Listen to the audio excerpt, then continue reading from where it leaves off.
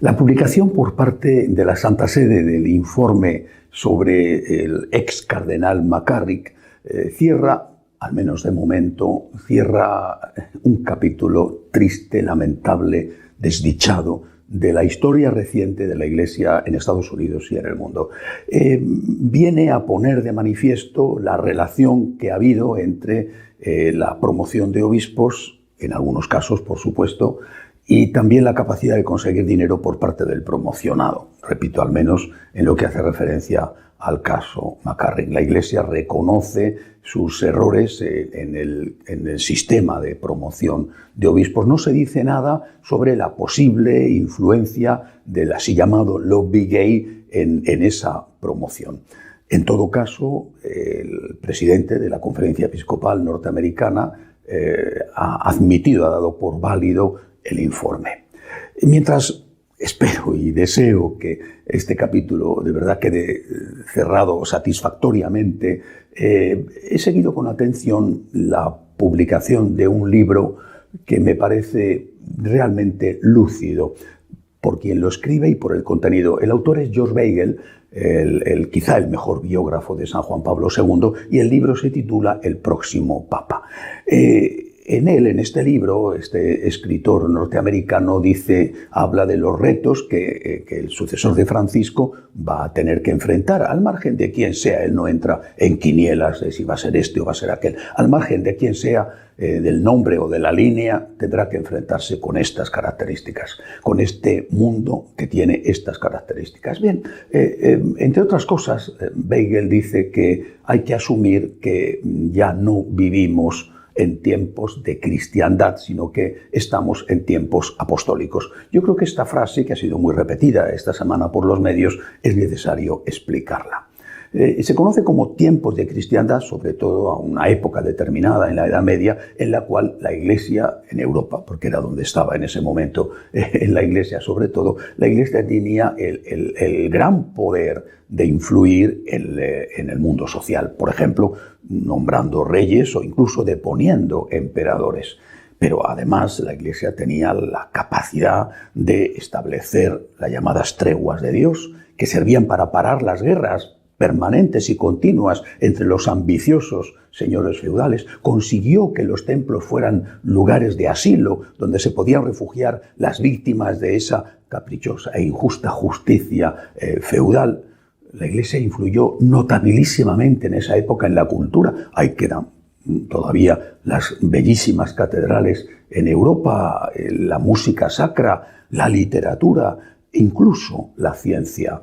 La Iglesia creó una red extraordinaria de servicios sociales, pensando sobre todo en los más pobres, y también una red extraordinaria de educación, que en muchos aspectos todavía llega hasta hoy, porque muchas universidades tienen su origen en universidades fundadas por la Iglesia. Pues bien, esa época ha desaparecido. Leyendo esto me acordaba de un mensaje, un discurso del hoy ya arzobispo emérito de Filadelfia, Monseñor Chaput, un hombre de verdad extraordinario, que hablando a sus sacerdotes, un par de años antes de su despedida, les decía: tenemos que asumir que el mundo ha cambiado y que ya no podremos influir en la sociedad para evitar leyes injustas, tipo la ley del aborto o la ley que equipara otro tipo de uniones con el matrimonio.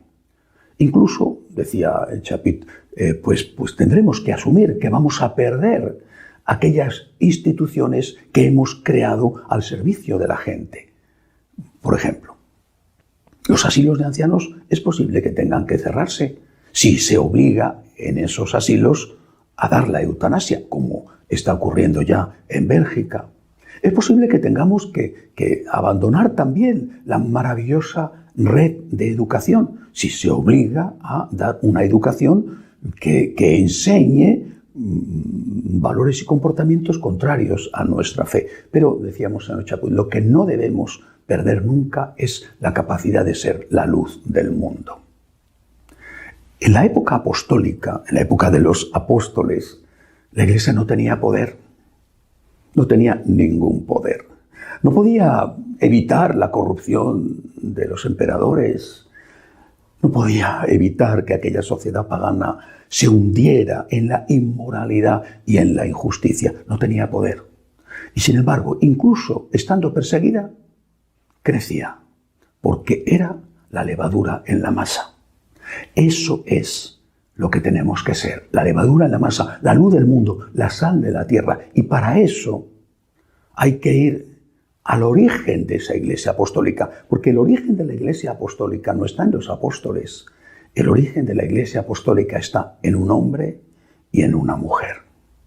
Ese hombre es Jesús y esa mujer es la Santísima Virgen María. Jesucristo, verdadero Dios y verdadero hombre. La Santísima Virgen, la Madre de Dios. Nosotros tenemos que volver a ese origen, Jesús y María. Si nosotros volvemos a Cristo, aceptamos su mensaje de forma íntegra, sin considerar que una parte de ese mensaje es material de desecho, que tiene que olvidarse, buscando todo tipo de excusas. ¿Por qué? Porque ya no se puede adaptar al mundo, que para ser simpáticos al mundo y que nos dejen sobrevivir, tenemos que rechazar una parte del mensaje de Jesús, no sobreviviremos. En cambio, si somos fieles a Jesús, repito, a su mensaje íntegro, tal y como está en los evangelios, a la tradición, que es la interpretación que la Iglesia fielmente y heroicamente ha dado a ese mensaje, si somos fieles a Cristo, sobreviviremos. Si somos fieles a María y la vemos como nuestro modelo de amor a Dios, porque nadie como ella amó a su Hijo, sobreviviremos. Si en cambio decimos que, repito, el mensaje de Jesús en parte está trasnochado, anticuado, hay que olvidarlo, se producirá lo que ya está pasando ahora. Unos dirán, no estoy de acuerdo, yo quiero ser fiel a Cristo, a sus enseñanzas, a la tradición. No puedo aceptar que esto se tire, se deseche. No puedo aceptar que incluso Jesucristo se compare y se equipare a otros supuestos salvadores del mundo. No puedo aceptarlo. Y en cambio otro sector dirá, hay que ponerse al día, hay que modernizarse, hay que dejar todo esto. ¿Eso qué es? La división. Un reino en guerra civil está perdido. Se derrumba casa tras casa, va a la ruina. Son palabras de Jesús. Lo estamos viendo. Una iglesia apostólica, una iglesia acosada desde fuera. El único lujo que no puede permitirse es la división. Si estamos unidos, sobreviviremos, pero no puede haber unidad. Es imposible que haya unidad, absolutamente imposible, si no es en torno al uno. Unidad en torno al uno, en torno a Cristo nuestro Señor, aceptando íntegramente su mensaje, la palabra de Dios y la tradición. Todo lo demás es fuente de división, es provocar la ruina. Volvamos a los tiempos apostólicos, volvamos a Cristo y a María. Sobreviviremos, sobreviviremos. Por mal que lo pasemos, sobreviviremos. En cambio, si estamos divididos, si consideramos, o alguno considera, que Cristo está superado, la ruina se instalará entre nosotros y habremos terminado nuestra época, nuestra historia. Hasta la semana que viene, si Dios quiere.